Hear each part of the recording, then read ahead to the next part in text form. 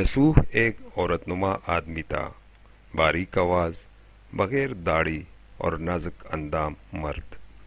وہ اپنی ظاہری شکل صورت سے پیدا اٹھاتے ہوئے زنانہ حمام میں عورتوں کا مساج کرتا اور میل اتارتا تھا۔ کوئی بھی اس کی حقیقت نہیں جانتا تھا، سبھی اسے عورت سمجھتے تھے۔ یہ طریقہ اس کے لیے ذریعہ معاش بھی تھا اور عورتوں کے جسم سے لذت بھی لیتا تھا۔ کئی بار ضمیر کے ملامت کرنے پر اس نے اس کام سے توبہ بھی کر لی، لیکن ہمیشہ توبہ توڑتا رہا۔ ایک دن بادشاہ کی بیٹی حمام گئی۔ حمام اور مساج کرنے کے بعد پتہ چلا کہ اس کا گراں بہا گوہر موتی یا ہیرا کھو گیا ہے۔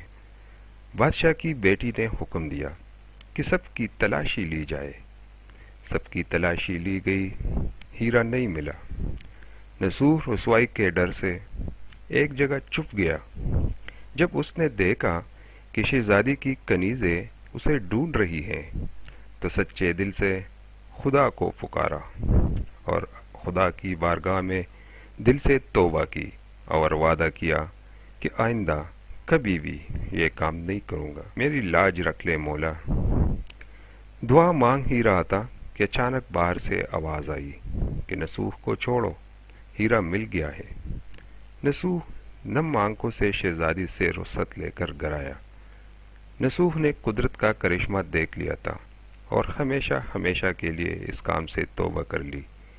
کئی دنوں سے حمام نہ جانے پر ایک دن شہزادی نے بلاوا بھیجا کہ حمام آ کر میرا مساج کرے، لیکن نصوح نے بہانہ بنایا کہ میرے ہاتھ میں درد ہے، میں مساج نہیں کر سکتا ہوں۔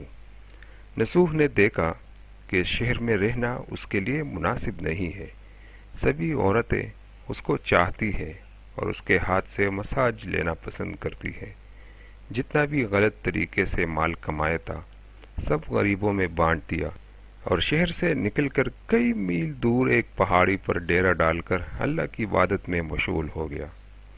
ایک دن اس کی نظر ایک بھینس پر پڑی جو اس کے قریب گھاس چر رہی تھی۔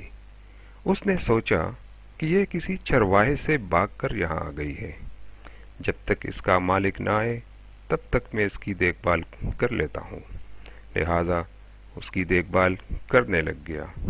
کچھ دن بعد ایک تجارتی قافلہ راستہ بھول کر ادھر آ گیا جو سارے پیاس کی شدت سے نڈال تھے۔ انہوں نے نصوح سے پانی مانگا۔ نصوح نے سب کو بھینس کا دودھ پلایا اور سب کو سیراب کر دیا۔ قافلے والوں نے نصوح سے شہر جانے کا راستہ پوچھا۔ نصوح نے ان کو آسان اور نزدیکی راستہ دکھایا۔ نصوح کے اخلاق سے متاثر ہو کر تاجروں نے جاتے ہوئے اسے بہت سارا مال بطور تحفہ دے دیا۔ نصوح نے ان پیسوں سے وہاں کنواں کھدوایا۔ آہستہ آہستہ وہاں لوگ بسنے لگے اور عمارتیں بننے لگی۔ وہاں کے لوگ نصوح کو بڑی عزت اور احترام کی نگاہ سے دیکھتے تھے۔ رفتہ رفتہ نصوح کی نیکی کے چرچے بادشاہ تک جا پہنچے۔ بادشاہ کے دل میں نصوح سے ملنے کا اشتیاق پیدا ہوا۔ اس نے نصوح کو پیغام بھیجا کہ بادشاہ آپ سے ملنا چاہتے ہیں، مہربانی کر کے دربار تشریف لے آئیں۔ جب نصوح کو پیغام ملا اس نے ملنے سے انکار کر دیا اور معذرت چاہی کہ مجھے بہت سارے کام ہیں، میں نہیں آ سکتا۔ بادشاہ کو بہت تعجب ہوا، مگر اس بے نیازی کو دیکھ کر ملنے کی طلب اور بڑھ گئی۔ بادشاہ نے کہا کہ اگر نصوح نہیں آ سکتے تو ہم خود اس کے پاس جائیں گے۔ جب بادشاہ نصوح کے علاقے میں داخل ہوا، خدا کی طرف سے ملک الموت کو حکم ہوا کہ بادشاہ کی روح قبض کر لے۔ چونکہ بادشاہ بطور عقیدت مند نصوح کو ملنے آ رہا تھا اور رعایا بھی نصوح کی خوبیوں کی خوب گرویدہ تھی، اس لیے نصوح کو بادشاہ کے تخت پر بٹھا دیا گیا۔ نصوح نے اپنے ملک میں عدل اور انصاف کا نظام قائم کیا۔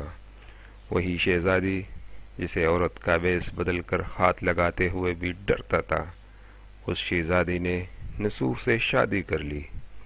ایک دن نصوح دربار میں بیٹھا لوگوں کی داد رسی کر رہا تھا کہ ایک شخص وارد ہوا اور کہنے لگے کہ کچھ سال پہلے میری بھینس گم ہو گئی تھی، بہت ڈھونڈا مگر نہیں ملی، برائے مہربانی میری مدد فرمائے۔ نصوح نے کہا کہ تمہاری بھینس میرے پاس ہے، آج جو کچھ میرے پاس ہے وہ تمہاری بھینس کی وجہ سے ہے۔ نصوح نے حکم دیا کہ اس کے سارے مال اور دولت کا آدھا حصہ بھینس کے مالک کو دے دیا جائے۔ وہ شخص خدا کے حکم سے کہنے لگا، اے نصوح، جان لو، نہ میں انسان ہوں اور نہ ہی وہ جانور بھینس ہیں، بلکہ ہم دو فرشتے ہیں، تمہارے امتحان کے لیے آئے تھے۔ یہ سارا مال اور دولت تمہارے سچے دل سے توبہ کرنے کا نتیجہ ہے، یہ سب کچھ تمہیں مبارک ہو۔ وہ دونوں فرشتے نظروں سے غائب ہو گئے۔ اسی وجہ سے سچے دل سے توبہ کرنے کو توبہ نصوح کہتے ہیں۔ تاریخ کی کتب میں نصوح کو بنی اسرائیل کے ایک بڑے عابد کی حیثیت سے لکھا گیا ہے۔ یہ واقعہ کتاب مثنوی معنوی دفتر پنجم انوار المجالس صفحہ نمبر 432 سے لی گئی ہے۔